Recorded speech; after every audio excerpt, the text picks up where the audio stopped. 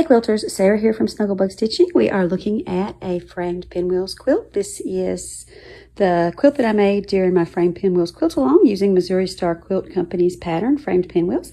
And today I have a tip for you on lining up the seams in your backing with the center of the quilt.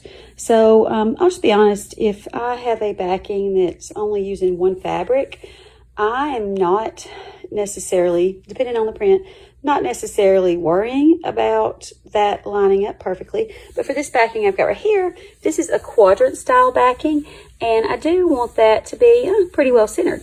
So let's have a look at this quilt. I've already started basting it. I like to baste quilts on my bed, and if I'm using adhesive basting, so like glue or spray baste, I do not lay all 3 layers out at once. So I'll lay the batting out on the bed and then baste the quilt top to the batting. So I've got the quilt top basted to the batting right now. And then I'll turn it over to baste on the backing. So let's turn this guy over and I'll show you what I mean.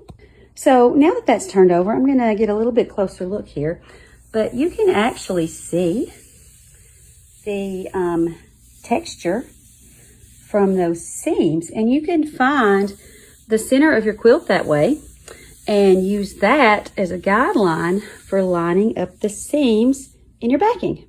Right there, I have that marked with a washable marker. That is the intersection, the center, and I can use that intersection point to line up this intersection where my 4 corners come together. So I've got this lined up for a guide to line up the vertical seam and this for the horizontal seam. And that makes for a better centered backing.